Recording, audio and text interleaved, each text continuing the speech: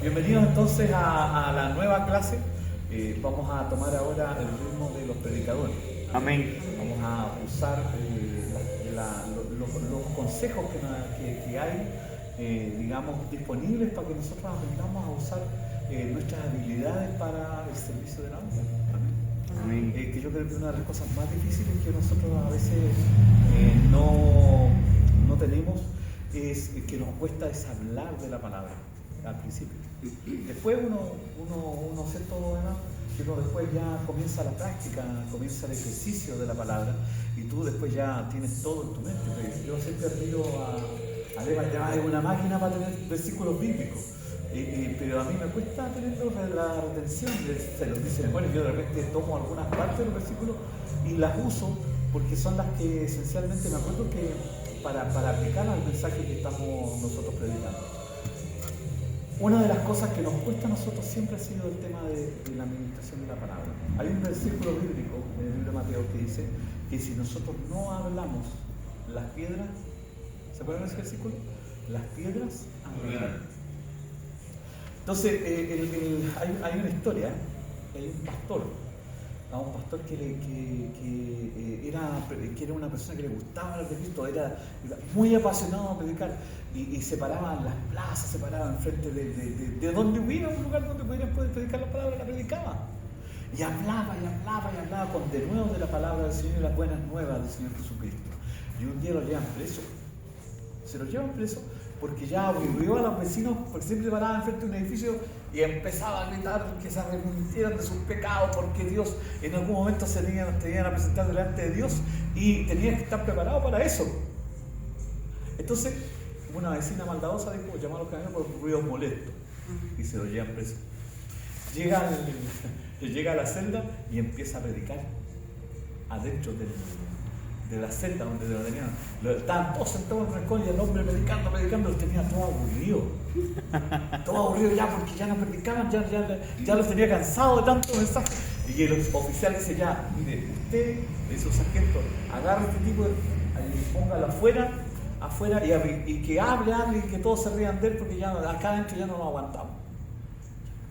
Entonces el hombre sale para afuera y el carabinero dice: mira, si tú volvías a hablar, de aquí te vas derecho a la cárcel donde el juez te va a juzgar seguramente y te va a meter preso porque no tienes plata para pagar la multa, que es muy cara. Entonces el hombre, mientras lo sacaban afuera de la celda, de la comisaría, llega pensando: ¿no puedo predicar? ¿Cómo puedo seguir predicando?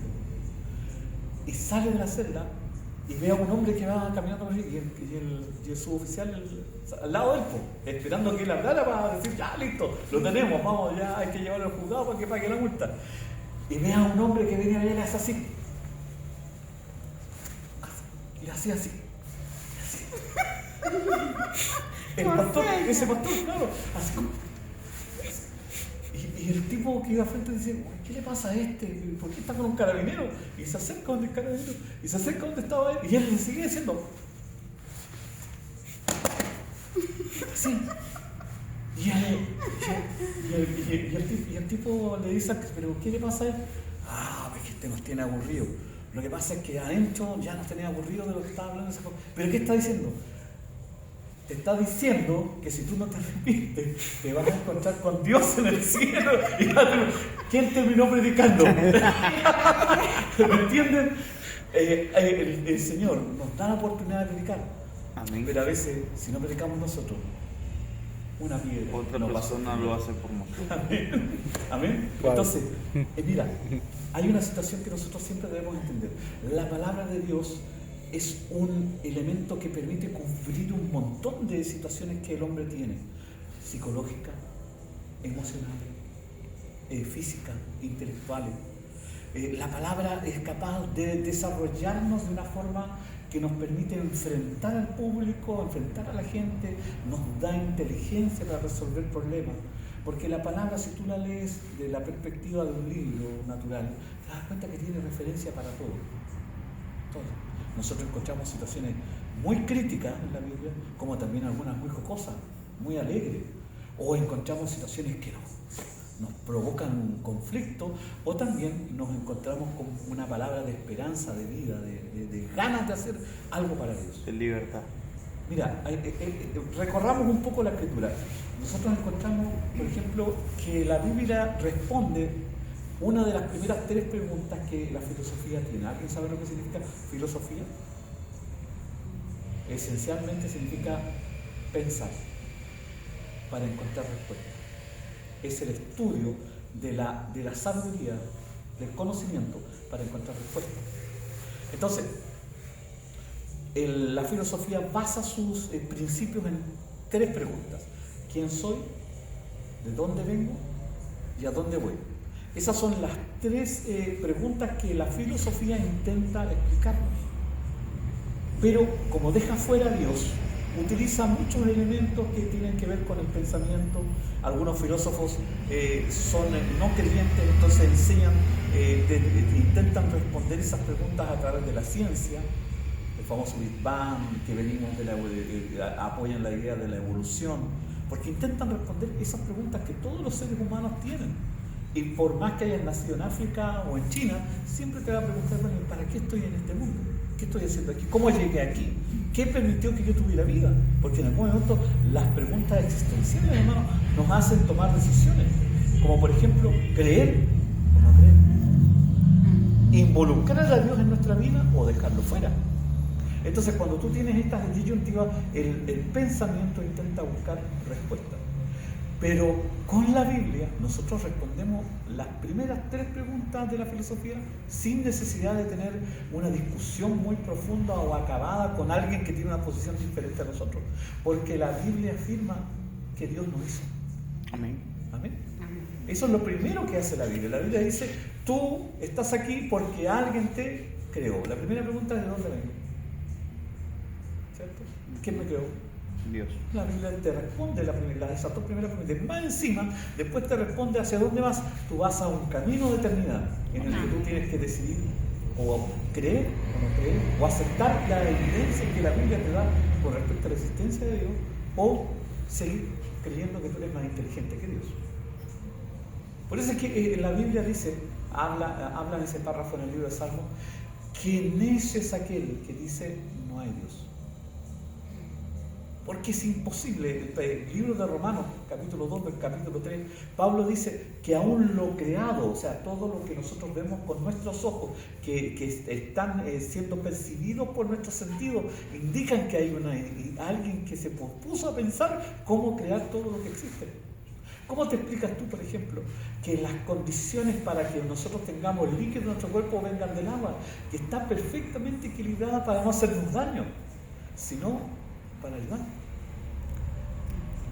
Hay un dicho de filosofía que dice que un poco de filosofía te aleja de Dios, pero mucha filosofía te lleva a Él igual.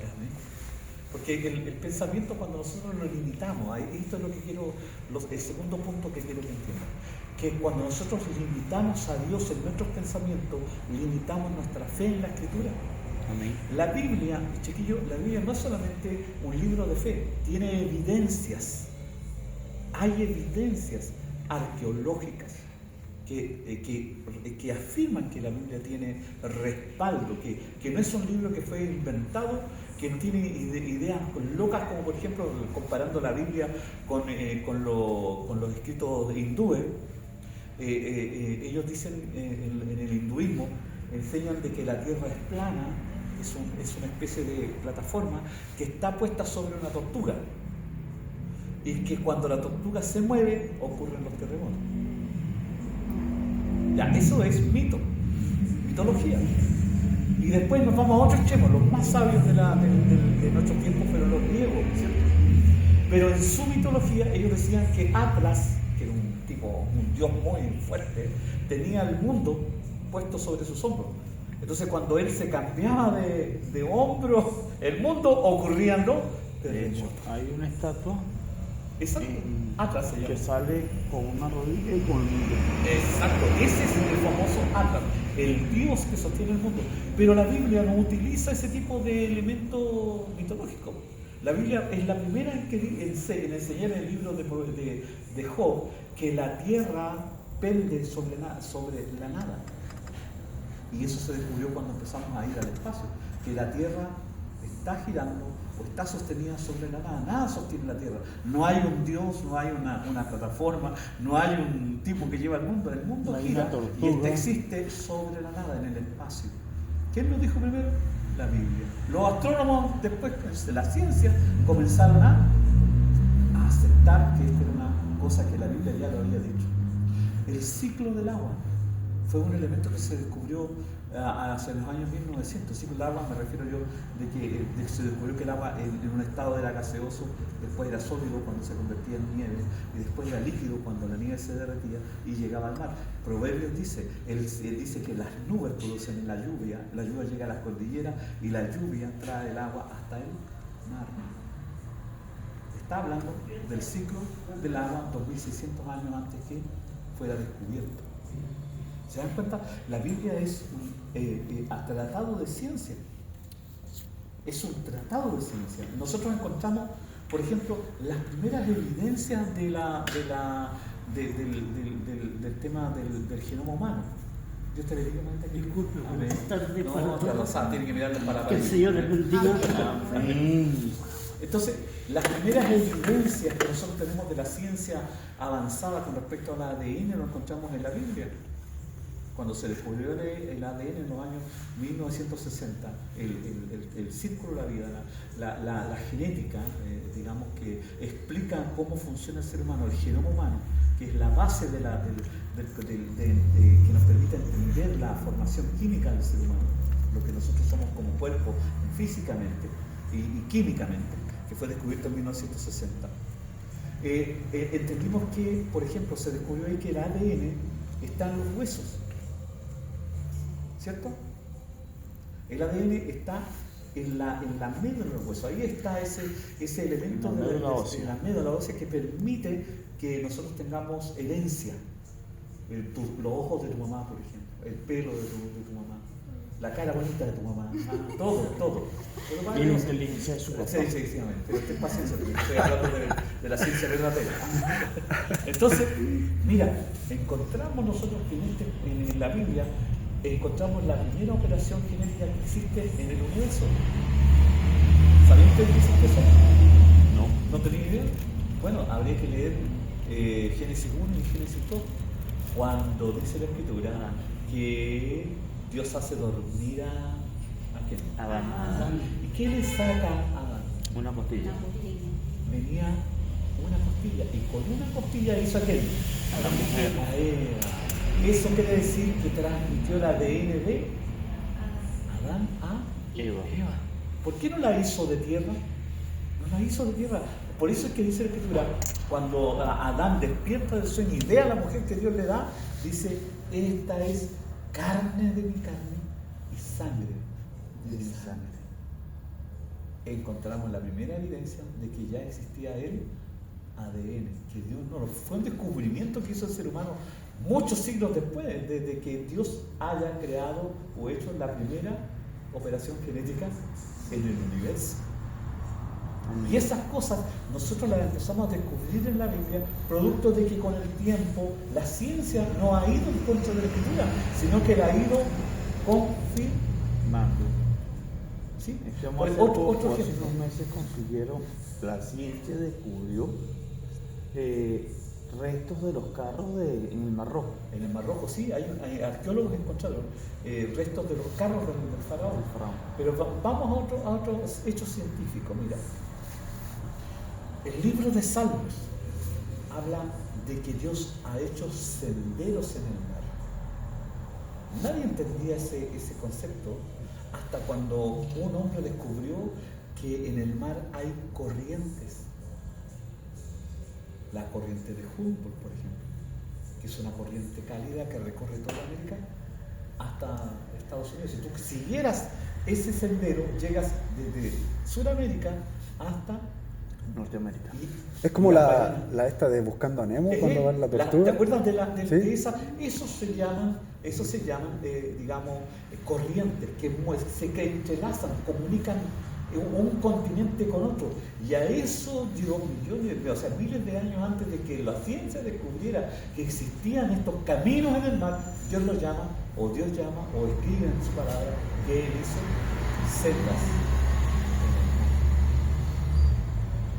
Son los que siguen las ballenas, los Exacto, la todos estos animales que donde en sus procesos de que una ballena tortuga empieza allá en el Norteamérica su crianza y termina acá en la Antártida y siguen el camino de las sendas del mar, que son estas corrientes como la de Humboldt que los trasladan y los protegen, que son caminos en el mar. Literalmente hay carreteras en el mar producto de este tipo de corrientes.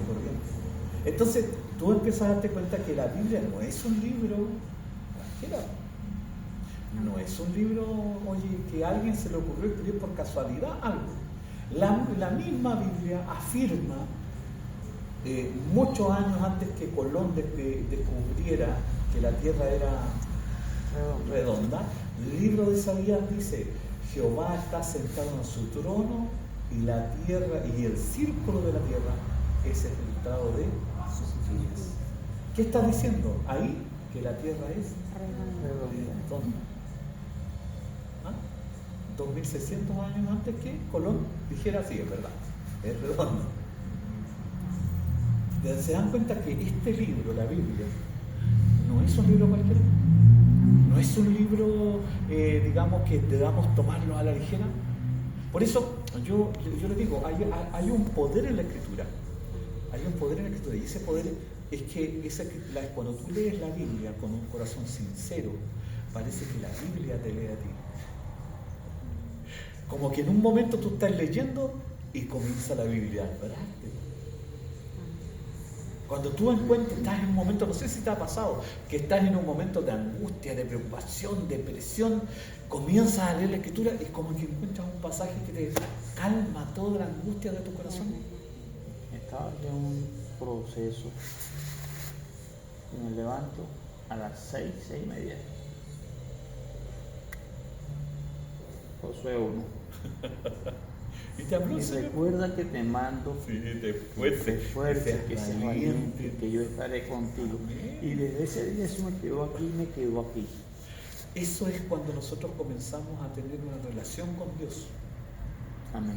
Predicar la palabra, chiquillo, es hablar de esa comunicación que tenemos con Dios. Uno no puede predicar si no tiene comunicación con Dios. No puedes hablar de algo que no existe en ti.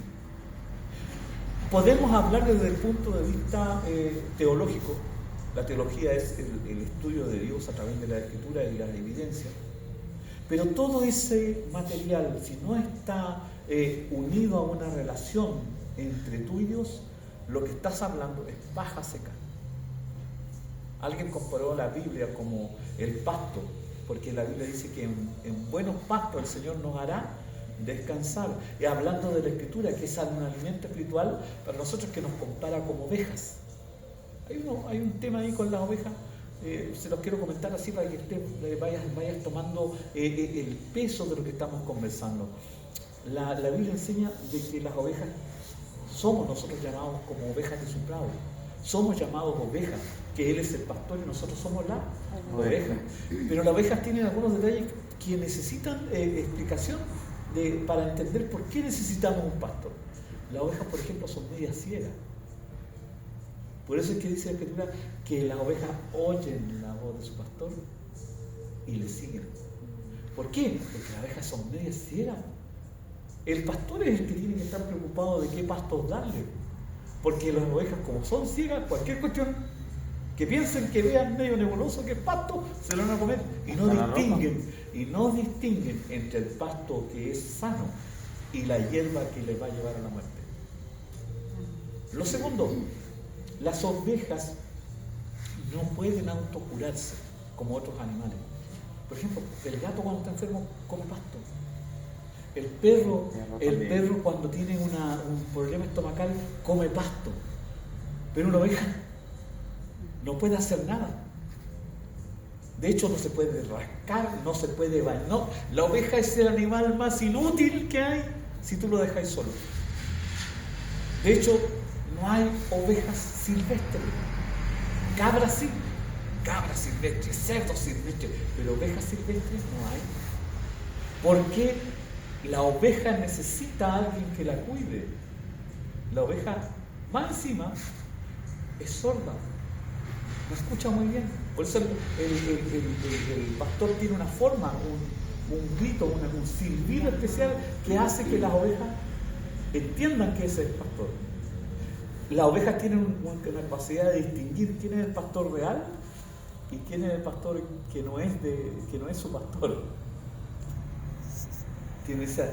Son sordas, pero tienen la habilidad para distinguir ese silbido que le hace seguramente el pastor para decirle, sigan. Las ovejas son torpes. No son como las cabras monteses. ¿Han visto las películas o han visto en los resúmenes de Discovery Channel? No sé, cuando las cabras monteses saltan de una cuestión a otra y no se caen. No se caen porque sus piernas, sus pies están hechos para esa cuestión. Una oveja cae, camina y sale un barranco chiquito, se mata porque no tiene habilidades. Y alguien tiene que agarrarlo con el bastón y echarlo para acá para decirle, no, está ahí en el peligro. Las ovejas buscan el peligro solitas. Es más, yo me acuerdo que en mi casa había una oveja y de repente había que ir a sacar las ovejas de los espinos porque estaban buscando pasto y encuentran pasto y después no pueden salir porque enredadas los espinos. Aquí las ovejas son blancas. ¿Ah? Aquí son blancas las ovejas. No, hay ovejas de varios colores.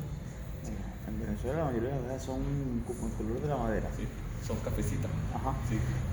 Esas son tiene un nombre, tiene una raza. Pero merino, es muy conocida aquí la raza merino en el sur, que tiene cabeza negra y cuerpo café, y patas café, patas negras. La oveja no se defiende, no sabe defenderse. Yo veía uno peleando con un toro. No, esa ya no sé, en la Biblia no aparece. Estamos No, hablando de la no, Biblia, en pero Venezuela la- puede pasar lo que queráis, pero en la Biblia estamos hablando de la Biblia. Ese era el agua. De repente las ovejas no saben defenderse, por eso es que las ovejas tienen que ser cuidadas de los lobos. Ojo con los lobos con vestido de piel de oveja. Es como una analogía para entender de que las ovejas, como son medias tontitas, puede que estén durmiendo con el enemigo. Por eso necesitan ser pastoreados. Se les tiene que cortar las uñas porque no tiene otra forma de cortar. Se les tiene que sacar la lana en el verano porque si no se van a morir de calor. Se les tiene que echar aceite en los ojos para que los mosquitos no les dejen ahí las larvas para que comiencen a tener una infección. Imagínate que la oveja es media ciega y después no vea. ¿Qué vamos a hacer con eso? Terrible, ¿cierto? Por eso es que es importante entender que todas estas cosas tienen una señal. La Escritura dice de que el arca del pacto, dentro del arca del pacto había un elemento que se llamaba el cayado, la vara de Aarón que reverdeció. Dentro del arca del pacto estaba ese elemento y eso simboliza que la Biblia es nuestra guía, nuestra norma de vivencia, nuestra rectitud delante de Dios. En ella en la Escritura encontramos respuesta para todas las preguntas de nuestra vida, sanidad para nuestra alma, dirección para nuestra vida, para decisiones importantes, para las cosas que tenemos que hacer. Siempre la Escritura tiene una palabra para nosotros. Por eso es que la Escritura así misma se llama, que ella es como una espada, amén, de doble filo, es como el martillo que golpea la roca, es agua que te da de beber, es pan que alimenta tu alma, es sanidad que sana tu corazón y tu espíritu, es fuerza porque encuentras en ella las palabras justas y necesarias para levantarte del suelo. Amén. Por eso la Biblia es importante. Y volviendo al tema de la prédica, si nosotros no entendemos que la Biblia, la palabra de Dios, es la esencia del Evangelio, porque no tenemos nosotros a Jesucristo aquí, no lo tenemos. No tenemos a los apóstoles para que nos digan todo lo que ellos pensaban, todo lo que ellos creían está desarrollado en la Escritura. La Biblia es nuestra herramienta principal de trabajo para el que predica. Es el elemento principal del cliente para aquel que va a preparar el mensaje y necesita expandir. Es el buen panadero, el predicador es un buen panadero que busca la harina correcta, el trigo correcto, que prepara el pan y lo coloca en el lugar preciso para que sea, hecho el pan y cocido a la temperatura correcta. Porque si no sabes hacer el pan te va a quedar crudo, No hay nada peor que ver un pan rico por fuera y crudo por dentro. ¿No? O que se te olvidó, el pan está rico pero quemado. ¿Sí? Que hay ese pan que tenés que sacarle lo quemado y aún así tiene olor a quemado porque la quemadura impregna el pan. Wow, mira las cosas que vamos descubriendo. De hecho, la forma en que los panaderos antiguos hacían el pan era prepararlo con mucho cuidado, ¿cierto? Hacer la masa, juntar el agua, usar la levadura correcta, la cantidad correcta, porque si también le echan mucha levadura, crece demasiado y queda con sabor a levadura. Si le echáis mucha sal, queda salado. Si escoges mal la harina, te va a quedar apelmazada. Si amasas, mira, toma todas estas cosas como ejemplo. Si amasas mal, va a quedar separado, no se le va a juntar, no va a ser homogénea. Amén. Ahora, antiguamente no habían los hornos a gas que hay ahora para cocinar el pan. Pero había la forma en que se hacía antiguamente, que eran esos digamos, hornos de ladrillo. ¿Ya? Lo que hacía el panadero para probar si el horno estaba listo para cocer el pan, era separar las brasas para este lado y echar un papel adentro. Si el papel no se quemaba, el horno estaba listo para el pan. Pero si le tiraba el papel y el papel se quemaba adentro, el horno tenía demasiada temperatura y había que esperar que bajara. Eso nos está hablando de que nosotros tenemos que tener la sensibilidad para saber si estamos hablando lo correcto, lo justo, lo honesto, lo bueno. Uno de los primeros consejos que siempre le digo a los hermanos es que en la prédica nosotros siempre tenemos que usar algunas cosas importantes que nos permitan a nosotros captar la atención de los hermanos, de lo que estábamos hablando hace un principio. Recuerda la historia del pastor, la idea mía era que usted entendiera el concepto que estamos hablando, que la palabra es la herramienta más importante que tenemos. Amén. Y para usar la palabra nosotros siempre tenemos que ser claros en el tema. ¿Ya? Amén. La primera regla de la prédica es que el tema que tú vas a entregar esté claro y que tú lo tengas claro primero. Uno nota cuando alguien escucha un mensaje y lo está repitiendo, porque los conceptos que maneja no son los mismos que lo estaba usando la persona que hizo el mensaje. Cuando tú usas esa herramienta, generalmente pierdes la capacidad de ser claro porque no te preocupaste de esto. Para predicar hay que la primera regla es que lo que yo predique lo haya aprendido bien antes. Lo segundo, la segunda regla, lo que yo predique debe estar siendo una vida, una obra verdadera en nosotros mismos. Por ejemplo, si yo predico, la prédica se basa en el ser un buen seguidor del Señor. Y resulta que mi vida no tiene relación con esa que estoy predicando. Mi palabra va a ser ese pan apelmazado, mal amasado, que se va a ver bonito por fuera, pero crudo por dentro. ¿Sí? Ojo con ese tema, porque créanme que las ovejas, los hermanos, captan cuando alguien está usando un elemento que no es verdadero o no es sincero. La prédica tiene que ser en nosotros honestos. La Escritura dice en el libro romano: oh predicador, ¿no te predicas a ti primero antes de predicar al resto? Amén. Esa situación es la que nosotros tenemos que aprender a analizar. Lo primero que hace un predicador es ser honesto consigo mismo. Uno tiene que ser honesto. Uno tiene que pararse delante del Señor y decir: Señor, este tema es claro, Señor, lo tengo claro, preciso, pero no estoy en ese nivel. ¿Estoy predicando una verdad en mí o estoy predicando una verdad que quiero que vean los demás?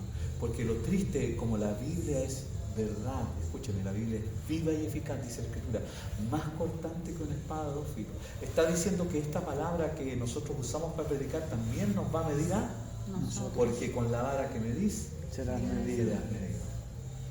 Entonces, posiblemente cuando tú te toque predicar y no estés viviendo lo que estás predicando en el sentido espiritual, seguramente en la semana vas a ser probado por todo lo que predicaste.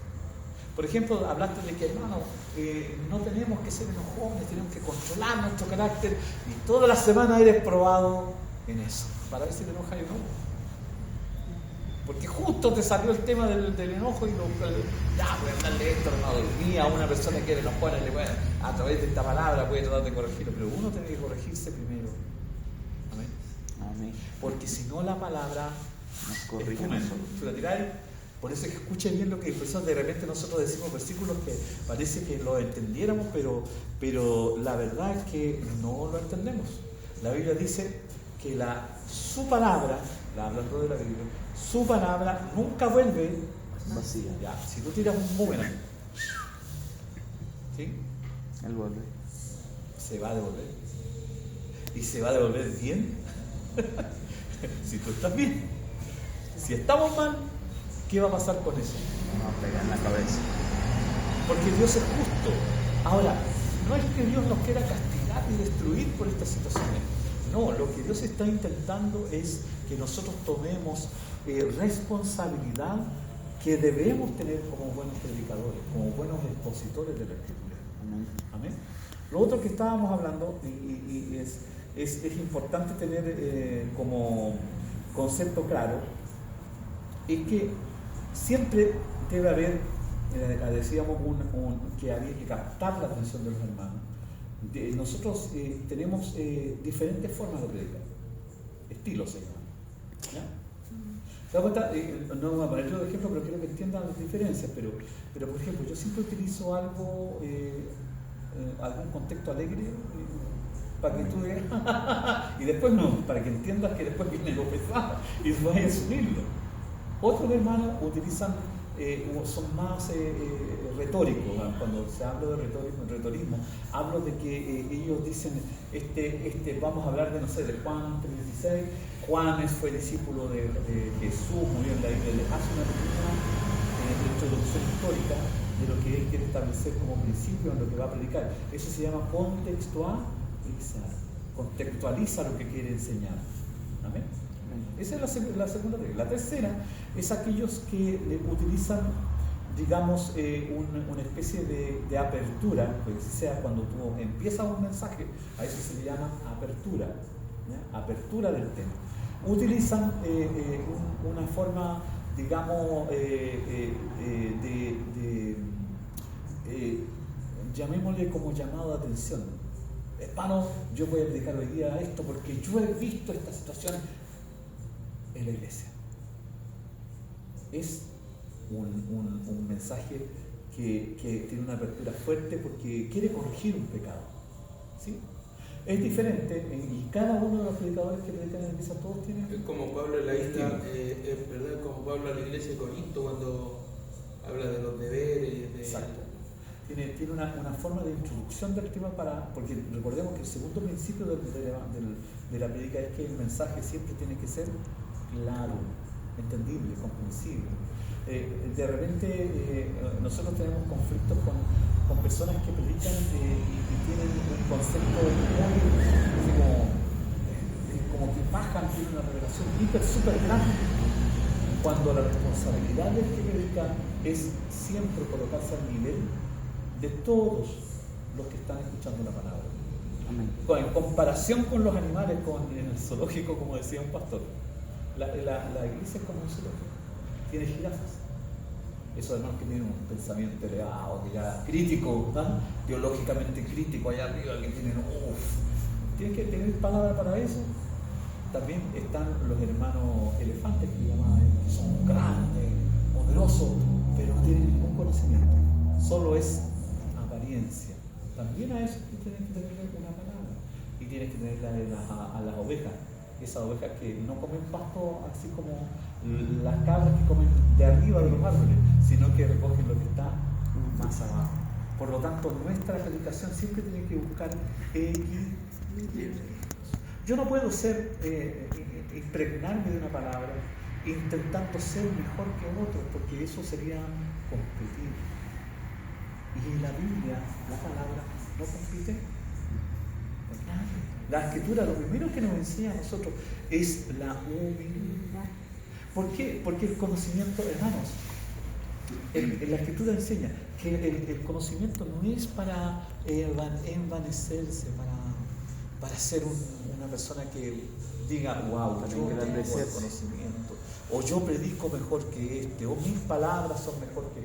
Y cada uno tiene que desarrollar a lo mejor su propio estilo, encajar en cada uno de los estilos que yo les hablé, del retórico. Quiero explicar esta situación y está contextualizada a este tiempo. O de la persona que trata de que su mensaje sea sencillo, como decir algo gracioso o compararlo con algo para que tú entiendas el concepto total del mensaje. O el crítico, que es aquel que llama algo, digamos, para establecer un principio, para decir esto está mal. Cuando establecemos principio, hablamos sobre lo moral. ¿Ya? ¿Amén? ¿Se entiende eso? Cuando hablamos de lo moral, hablamos de los hechos, costumbres, cosas, situaciones que no tienen una objetividad dentro de lo que nosotros practicamos como evangelio. ¿Sí? Por ejemplo, no sé si se ha fijado el libro de Santiago. ¿Han leído Santiago alguna? Sí. ¿Amén? El libro de Santiago habla sobre una situación que es bien compleja, porque Santiago le dice: vosotros les gustan aquellos que llegan y que vienen bien presentados, perfumados, que dice la Escritura que son personas que tienen un nivel económico muy alto, porque está hablando de esas personas, pero desprecian, dice, a los que son esclavos, a los que no tienen nada, a los que no son personas que podríamos llamar dignas de darle honor, de decir, venga para acá, señor alcalde, siéntese, ¿me entiendes? Amén. Sino que Santiago dice, para todos el trato tiene que ser igual, porque Cristo hizo algo en la cruz que a nosotros nos marcó y que hizo que nuestra realidad cambiara. Él dice, Pablo, entendiendo lo que Cristo hizo, porque la cruz es el sacrificio, no estoy hablando de la madera, estoy hablando del sacrificio que Cristo realizó en ese lugar. La cruz es un altar donde Él sacrificó su vida para que nosotros alcanzáramos la salvación mediante su sacrificio. Recuerden que la salvación no es un elemento que nosotros hayamos ganado, no. La salvación viene porque alguien pagó el precio que nosotros debíamos pagar. La pregunta es, ¿quién debieron haber recibido los latigazos? Nosotros. ¿Quiénes debieron haber recibido los escupitajos? ¿A quiénes Pedro y todos los demás tenían que haber abandonado? A nosotros. A nosotros. Cristo entonces hace la sustitución, cambia nuestra posición. Él se coloca en el lugar que nosotros merecíamos. Por lo tanto, cuando nos hace ver ahora que tenemos una vida en Cristo que vivir, está diciendo que nuestra vida tenga el mismo compromiso que Él tuvo, que se hizo un poco menos que los ángeles, que no le importó ser igual a Dios como cosa que aferrarse, y que vino a este mundo a morir por los pecados sin sufrir muerte, dice la Escritura, y muerte de cruz. Por lo tanto, nosotros tenemos que estar sujetos, sometidos a esa misma situación de vida, para que entendamos que el Evangelio que debemos presentar es un Evangelio de humildad. No estoy hablando de vestirse mal, no, por favor, no te quiero ver aquí con chala, no, ven bonita, hermosa, arréglense. Amén. El hombre, póngase bonito, una camisita, un pantalón, un buen zapato. No es malo eso. Lo que nunca tenemos que olvidar que la humildad no es la externa, dice la Escritura, que no tiene que ser las obras externas, sino las del corazón. ¿Por qué? Porque Dios no mira lo externo. Él se cansó, queridos, Él se cansó de mirar a los fariseos, de mirar a los saduceos, a todos esos que estaban en la época de Jesús. Toda su religión era externa, eran apariencias. Cristo les llama hipócritas a los fariseos, les dice generación de víboras, y más encima le dice sepulcro blanqueado, hablando de una situación que un sepulcro puede estar lindo por fuera, hermoso por fuera, pero dentro tiene un cuerpo que se está muriendo y pudriendo. Claro. ¿Se entiende? Entonces Cristo está diciendo lo mismo. Cuando nosotros vivimos un evangelio de apariencia, somos fariseos, y yo no quiero ser fariseo. Lo que yo tengo en mi corazón no tiene que ser inmundicia ni mal olor, tiene que ser olor agradable. Amén. Recuerde, el alma es donde Dios toca, transforma, renueva. Nuestro espíritu resucita, que lo que estaba muerto resucita en nosotros, que es el espíritu que estaba muerto sin comunión con Dios. Cristo salva nuestra alma, le da vida a lo que estaba muerto. Pero este cuerpo sigue siendo nuestro lugar de lucha y batalla. Esto es lo que se tiene que crucificar todos los días. Amén. Amén. Si hacemos algo malo con las manos, pidámosle al Señor de que quiero crucificar mis manos, Señor, ahí con los clavos, los más grandes posibles. ¿Saben ustedes cuál es lo más difícil de cuando tú decides seguir siendo discípulo del Señor y quieres cargar tu cruz y clavarte ahí? Lo más difícil de clavar es la lengua, porque no tiene hueso. Así que a esa hay que ponerle un clavo de 4 y de sus cabezones para que no se suelte. Porque la Escritura dice, mira lo que dice la Escritura en el mismo libro de Santiago: aquel que es capaz de dominar su lengua es capaz de dominar todo su cuerpo. A nosotros a todos nos cuesta, ¿o no? Amén. Entonces, cuando nosotros prediquemos, hermano, nosotros los primeros que vamos a tener que analizarnos para predicar somos nosotros. Tenemos que analizar qué es lo que voy a predicar y si realmente es lo que Dios quiere que yo predique. Una de las cosas que tiene que estar clara en nosotros es que en todo mensaje tiene que haber un final, tiene que haber una conclusión. Y esa conclusión, lo único que tiene que llevar a la iglesia es al arrepentimiento. Amén. Mira, generalmente cuando terminan el mensaje siempre preguntan, hermano, ¿hay alguien enfermo? ¿Hay alguien que tenga alguna necesidad? Pero yo nunca he escuchado a alguien decir todavía, espero que en algún momento lo escuchen. Ojalá de ustedes que están aprendiendo. El sábado. Amén. Aleluya. Ojalá pregunten quién necesita arrepentirse. Amén.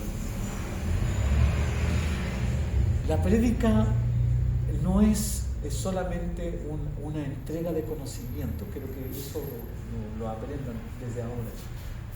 Es bueno el conocimiento, amén. Es bueno, se entiende el concepto doctrina. La doctrina es la explicación de todos los conceptos que tienen que ver con la forma en que nosotros tenemos que vivir nuestra vida en Cristo. El bautismo, la Santa Cena, nuestra vida en común con la sociedad, cómo debemos presentarnos delante de los hombres, cómo debemos vivir el Evangelio, en qué consiste la vida espiritual, en qué consiste la vida matrimonial con reglas y normas que Dios nos dejó, no para encasillarnos ni volvernos fariseos, sino para tener una vida en libertad. Amén. Amén. Porque la Escritura dice que no debemos nosotros hacernos esclavos de los hombres, sino que debemos permanecer en la libertad con que Cristo nos hizo libres. ¿Quién nos hizo libres? Nos hizo libres de las leyes, nos hizo libres de la ley, nos hizo libres de las cosas que eran vanas y innecesarias en nuestra vida. Por ejemplo, ¿cuál cree usted que es una de las cosas que más nos cuesta dejar? La vanidad. Ajá, muy bien. ¿Qué es la vanidad? Vanidad de vanidades. ¿Qué es eso? El espíritu. Amén. Vanidad de vanidades. Eso es Eclesiastés. ¿No? Sí. ¿Libro de Eclesiastés? ¿Has leído el libro de Eclesiastés? No. Ya está en el Antiguo Testamento. Lo tenés que leer todo para otra clase. No, tiene 12 capítulos. Ahí es donde nosotros encontramos un pasaje que todos los jóvenes deberían saber, y dice: acuérdate, joven, en los días de tu juventud, antes que vengan los años malos, y digas en ellos: no tengo contentamiento. Acuérdate de tu Creador en los días de tu juventud. Amén. Eso dice el libro de Eclesiastés. Pero el libro de Eclesiastés nos establece que uno de los principales problemas que tiene el hombre es la vanidad. Y la vanidad no tiene que ver con como me veo. Cuando dicen, oh, es vanidoso ellos porque se viste lindo. No, está hablando de esas cosas que son de alguna manera insignificantes en el reino de Dios. Esas cosas que a nosotros en el mundo parecen importantes, pero en el reino de Cristo no son importantes. Por ejemplo, la posición. Nosotros buscamos a veces como seres humanos vanidosos en el sentido de buscar la realización personal fuera de Dios. Nosotros buscamos un lugar, posiciones que nos reconozcan, que ojalá digan: no, usted predica pero espectacular, Eso es lo que Dios no quiere, en el término, volviendo otra vez al tema de la predicación. Dios no está buscando que te aplaudan por lo que prediques. Dios está buscando de que la palabra haga efectos en la gente que te escucha. Amén. No, y ojalá primero en ti, porque la palabra primero es para nosotros. A eso se refiere. Con lo que estábamos hablando de Brasil. Exactamente. Hay cosas que tienen que ver con ese tipo de situaciones que son nuestros éxitos, pero no son nuestros. En Cristo todo lo que hacemos es para su gloria. Amén. Amén. Ese es nuestro objetivo. Todo lo que dice la Escritura, todo lo que hagáis de hecho de palabra, hacerlo todo como para el Señor, dando gloria, glorificando a Dios en vuestros cuerpos, dice la Escritura, que para presentarnos como sacrificio vivo. Miren, cada vez que tú prediques y veas que Dios se movió, di, yo no lo hice, esto no fue mío, no fue mi obra, no fueron mi idea, no fueron ni siquiera mis palabras, esto fue solamente la gracia que Cristo puso en ti. Porque todo lo que hacemos ahora todo es gracia. Gracias. Yo esta mañana antes de salir. No hay nada, es que dice la Escritura, no hay ninguna persona en este mundo, en este tiempo, que pueda decir que todo lo tiene hecho por sus propios méritos. El hombre que en algún minuto diga todo lo tengo por mi esfuerzo tiene un problema, porque la Escritura dice que antes de la caída viene el orgullo y el altivez de espíritu. Por eso cuando tú dices, cuando tú enseñas, tú debes ser el menor. Porque en este reino, el que quiera ser el mayor, tiene que ser el siervo de los demás. Y como siervo tienes que esmerarte. Si vas a preparar una palabra que tenga una bonita introducción, que digan, wow, ahora capté la idea del mensaje. Porque a veces la idea del mensaje o el concepto del mensaje está solamente en haber dicho algo importante que tenga relación con lo que tú vas a enseñar, que capte la atención de todos los hermanos, y ahí lo demás se te hace fácil, porque tienes el concepto claro de las personas. Por ejemplo, si yo predicara como el mensaje que Cristo dice, yo soy la puerta, Juan 7:27, 37, yo soy la puerta, y el que por mí entrare será salvo. Imaginémonos que tenemos que hacer un mensaje con respecto a este párrafo. Entonces, yo quiero captar la atención de ustedes y digo, ¿se acuerdan de Sábado Gigante? ¿O se acuerdan de esos programas donde había muchas puertas? Y que la gente decía, wow, yo voy a concursar ahí y voy a participar, y lo invitaban. Y te decían, si usted le achunta la puerta, se va a ganar una casa, un auto, o $1 millón. ¡Aleluya! ¿Tú crees que todos van a pararse ahí y van a decir, ya, empiezan así, ¿cuál? ¿Dónde está mi premio? Y participan del concurso. Y dicen, ok, tienes 10 puertas, escoge una. Y resulta que vas con todo el ánimo, con ganas, en la puerta 8, abres la puerta y hay un palo. ¿Qué sentirías? Decepción. Pero entonces yo hago aquí el énfasis, escúchame, estamos hablando de Cristo a la puerta. Entonces yo hago una captación de lo que y una ejemplificación para que la iglesia entienda. Yo digo, pero si tú has encontrado a Cristo, Cristo es la puerta, y si lo has encontrado a Él, te ganaste el premio. Amén. Amén. ¿Qué hice yo en este instante? Concentré la idea de la puerta en algo que les va a permitir a ti y a todos entender que el mayor tesoro es tener a Cristo, porque Cristo es la elección correcta. Amén. Y después yo desarrollo el mensaje, la puerta me trae estos beneficios. Por ejemplo, digo más encima, digo, a ver, hermano, piensa usted que le regalaron una casa, que vienen y le entregan una casa y dicen, la casa está lista, mira, tiene patio, tiene las ventanas, imagínate todo lo que tú quieras, un puente, así como ese beneficio en tu casa, en tu living, en uno de esos sillones que se levantan los pies, y tienes un servicio de bebida todo el día, si tú quieres tomar bebida, está todo bien, pero tu casa no tiene puerta. ¿Qué sensación tienes? Inseguridad. Puedes tenerlo todo, pero si no tienes la puerta, no tienes nada. No tienes nada. Puedes tener toda tu vida arreglada, pero si no tienes a Cristo en tu vida, estás en peligro. ¿Eh? No es lo mismo que estar dentro de la casa y que no tenga puerta. Inseguridad. Porque ¿qué es lo que te da seguridad en una casa? ¿Qué haces tú en la noche cuando te vas a acostar? Cerrar la puerta y le pones toda la llave que encontré en la pestillo y la cuestión así va a cerrarla. Porque la puerta da seguridad. Porque ese pasaje mismo dice, si ustedes lo leen en algún minuto, dice ahí, porque el ladrón no viene sino para robar y Hurtar. hurtar. Pero si el ladrón se encuentra con una buena puerta, Y vamos a poder entrar. no va a poder entrar. ¿Te das cuenta? Mira todos los conceptos que hemos sacado solamente de una Puerta. puerta. Entonces, cuando ustedes preparan un mensaje, siempre piensen en cómo Captar.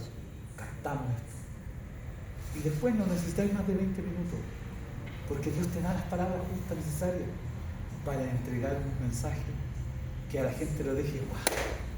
No, tengo la puerta. Y la puerta es seguridad, o sea, que soy salvo. ¿Sí? ¿Quién va a entrar a robar a alguien dentro de una casa que tiene una puerta de metal? Y que cuando quiera entrar, si quiere romperla, va a meter cualquier ruido, va a despertar a todos los que están durmiendo ahí y van a salir a perseguirlo. ¿Se entiende? La puerta nos da seguridad. ¿Y qué seguridad nos da Cristo? Que somos salvos. ¿Sí? Si tú entraste por la puerta que es Cristo, tienes la salvación asegurada. Ese es el concepto de ese pasaje, que la salvación está asegurada. ¿No? Por eso es importante que cuando nosotros empecemos a preparar el mensaje, tengamos claro el concepto que Dios nos quiere decir en nuestro contexto. Pues Dios habla. Si tú oras al Señor, mira, para un buen mensaje, esta es mi experiencia, no lo dice la Biblia, por favor quiero que entiendan, hagamos esas diferencias. Pero para un mensaje yo oro una semana. No puedo ayunar porque no tengo problemas de diabetes, pero 1 o 2 horas de oración en la mañana, a mediodía o antes de dormirme. A veces son 10 minutos porque la oración efectiva no es la que son 3 horas. Porque algunos quieren ser como Daniel. Dicen, hay que orar 3 veces en el día. Pero la Biblia no dice cuánto oraba Daniel. Oraba 3 veces. Pero cuánto tiempo oraba, no lo dice. Por lo tanto, si mi oración es sincera, verdadera, de confianza, de búsqueda de Dios, seguramente voy a tener un gran rato para hablar con Él. Pero a veces yo he orado 5 minutos y me he llenado del poder y de su gracia en mi corazón. Yo hago eso. Cuando me toca predicar, yo oro todos los días, por la palabra. No oro para que el Señor me use. Mira, fíjate en este detalle. Yo nunca he orado para que Dios me use. Por eso es mi experiencia, ¿no? Por eso digo, quizás otros tengan, úsame, Señor. No. Yo cuando yo oro, yo digo, Señor, que tu palabra haga una obra en los corazones, Señor. Toca la vida de mis hermanos con esta palabra. Dios mío, si es tuya, transforma, regenera, cambia, renueva, cambia el pensamiento. Señor, si hay alguien que está necesitado con esta palabra, que encuentre fuerza, ánimo. Si hay alguien enfermo, que sea sano. Si hay alguien angustiado, que encuentre gozo, alegría, paz en esta palabra, Señor, porque es tu palabra. Amén. Y su palabra nunca vuelve Vacía. pues si tú oras, ora toda esta semana. Guachita linda, ora al Señor, ora. 10 minutos, 15 minutos, 20 minutos, pero ora por la palabra que Dios te da. Si Dios te reveló algo, te dijo que quería hablar, Señor, dame más. Señor, enséñame qué es lo que tengo que hablar con esto. No solamente te quedes con oración o con la lectura, agarra un libro, agarra un diccionario. Ahora todos tienen Google, es cosa que le metas ahí comentarios de este versículo y te vas a empezar a hacer la idea completa y vas a tener el material para entregar. Porque escuchen, el que alimenta al pueblo tiene que haberse alimentado también. Amén. No puede un hambriento hablar de comida. No puede alguien hablar, por ejemplo, yo no conozco Brasil, y de repente voy a hablar de Florianópolis. tengo idea ni siquiera dónde está Brasil, pero sí. Y que tiene calle, y que tiene el mar, y que yo nunca he ido para allá. ¿Se entiende? Pero fuiste por Google. Por fe. Pero ¿me entiendes el concepto? Qué bonito, Carlos. Si tú lo conoces, si tú quieres entregar una palabra eficaz, ora al Señor. Si no puedes ayunar, ora por la palabra, para que Él haga su obra a través de eso. Y si por misericordia te usa, gloria a Dios. Y si alguien te dice, bien, hermanita, usted tiene que decirle toda la gloria es para Él, porque todo lo que yo di es de Él. Amén. Lo mío no. ¿Qué tengo yo? Como decía nuestro amigo, ¿qué brillo tenemos? Ni un ¿Qué brillo. brillo? Si Cristo no está en nosotros, ¿qué somos? Si Nada. Jehová no edifica la casa. Pero si eso es verdad. Si Jehová no edifica la casa, en vano trabajan los que la edifican. Y si Jehová no guarda la ciudad, en vano viene la guardia. ¡Wow! ¿Se entiende el concepto? Amén. Entonces, resumamos. O recapitulemos. O repitamos algunos conceptos básicos. Primero, la palabra es siempre una ayuda para todas las personas que quieren conocer, saber y entender a Dios. La palabra tiene respuesta, hablábamos al principio, la palabra tiene respuesta Para todo. para todo. Tiene científica, es histórica, filosófica. Hablábamos de que a través de la palabra podemos entender y responder las primeras 3 preguntas de la filosofía: quién soy, de dónde vengo, de dónde voy. Amén. Luego entendimos que la palabra es un elemento que utiliza Dios para que el pueblo reciba un mensaje de acuerdo a la posición donde está, si es jirafa, si es elefante, si es pasto. Uno tiene que trabajar ese tipo de cosas. Lo segundo o tercero es que cada palabra tiene que tener un elemento que capte la atención de las personas y que en ese elemento sean a lo mejor palabras sencillas, no complejas o fáciles de entender. Un ejemplo sencillo como el que estábamos hablando del concurso de las puertas explique el concepto básico de lo que nosotros queremos explayar o entregar. Que las palabras, hablábamos de que tenemos que tener claro, ser claros en lo que vamos a hablar, que no nos enredemos, que no busquemos en otros lados o copiemos sistemas de alguien más, porque si él logró llegar a ese tipo de nivel fue porque Dios lo preparó también para llegar a ese nivel. Por lo tanto, toda esa experiencia no la vamos a captar nosotros de la noche a la mañana. Tenemos que vivir nuestra propia experiencia para poder explicar. Hablamos de que nosotros para predicar tenemos que haber vivido lo que estamos predicando. Tenemos que haber pasado el proceso, tenemos que haber vivido la experiencia, o por lo menos la semana de oración para entender lo que Cristo quiere hablar. Amén. Amén. Amén. Y luego entendemos de que el principal llamado siempre es un llamado de arrepentimiento. Amén. No solamente para que la gente pase acá adelante para que sea sano, porque todos quieren que algún profeta le hable, ¿no? Como el video. ¿No? Arrepiéntete. Nosotros tenemos que buscar siempre acercar a la gente a Dios a través del mensaje. Amén. Y volvemos al primer ejemplo que pusimos, que siempre debemos estar claros que si nosotros no nos preocupamos, Dios va a usar a una piedra. ¿Cierto? Acuérdense del sargento que estaba explicando todo lo que el pastor estaba predicando. Amén. Amén. Amén. Amén. ¿Qué les pareció?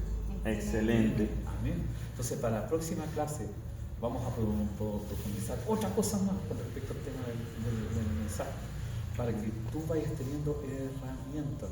¿Sabes por qué a veces no predicamos bien? Porque no tenemos Las herramientas.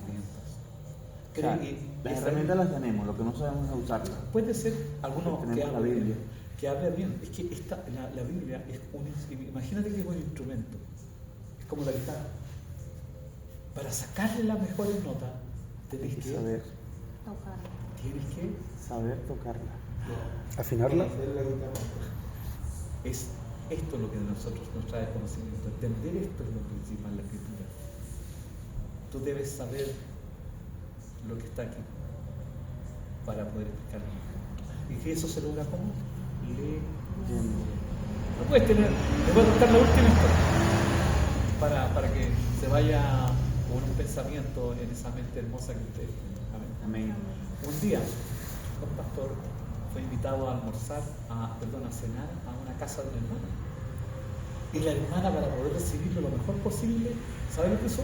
Usó un servicio de plata, cuchara de plata, cuchillo, todo de plata. Lo puso en la mesa para que el pastor pudiera cenar, y conversaban y comían. Llegó la hora de irse, el pastor se despide, se va y la hermana empieza a lavar la loza. Qué bueno que haya venido el pastor, y empieza así a lavar la loza y de repente falta una cuchara de plata. ¿Dónde está? A lo mejor se quedó bajo la mesa y empiezan a buscar. La señora hizo un escándalo por la cuchara y no la encontró. Y llegó a la conclusión: el pastor me llevó la cuchara.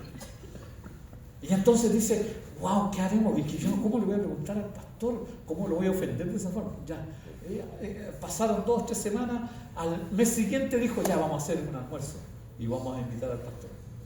Ya. Y resulta que hacen el almuerzo y toda esa cosa, y se sientan otra vez en la mesa y empiezan a conversar, y ahí la hermana, ay, tranquila, se me vaya acá, y de repente ya, dijo, es aquí, tengo que preguntar para salir de duda. Y le dice: pastor, yo quiero hacer una pregunta, pero quiero que me responda con sinceridad. Y el pastor le dice: a mí, hermana, pregúnteme, ¿qué quiere saber? Y que en la última cena que tuvimos hace un mes atrás, parece que me falta una cuchara y quería saber si usted se la había llevado. Y el pastor le dijo: hermano, no se preocupe, la cuchara está en su Biblia. ¿Cuál Biblia? Esa que tiene ahí encima de la mesa. Claro, le metió la cuchara en la Biblia cerrada. ¿Eso qué quiere decir? Que la había leído nunca, que la tenía de bonito. Entonces, no sea como la hermana de la cuchara. No sea hermana cuchara. Amén. Lea la Biblia, úsela, porque la Biblia es una herramienta eficaz. Amén. Recuerde, espada, filo, martillo que rompe la roca, pero también es miel. La palabra dice: tus palabras son como miel y más dulces que las del panal. Amén. Oremos al Señor. Amén. Oramos. Aquí empiezan las cosas. Oramos al Señor. Amén. Padre, en el nombre de Jesús te damos gracias por estos minutos maravillosos en que hemos podido comprender, entender algunas cosas espirituales que tienen que ver con nuestro desarrollo como predicadores y coordinadores. Señor, ayúdanos a entender tu palabra siempre, porque tu palabra es viva y eficaz y siempre tiene una respuesta para todas estas preguntas del corazón que nosotros nos hacemos. Padre, bendice a mis hermanos, cada uno. Dale, Dios mío, conocimiento, inteligencia y sabiduría. Revélale, Dios mío, lo que está oculto en estas palabras maravillosas, Señor, que tienen siglos de haber sido escritas, pero que nunca pasan de moda, que siempre son una verdad en nuestro corazón. Guárdales al regreso de su casa, guarda mi vida, la de mi hermano Emanuel. Guárdanos, Señor eterno, bajo esa mano poderosa, y que se cumpla lo que dice tu palabra, que escribe de esa forma el profeta: bendito seas en tu entrada y bendito seas en tu salida. Gracias, Señor, en el nombre de Jesús. Amén. Amén. Gloria a Dios. Amén.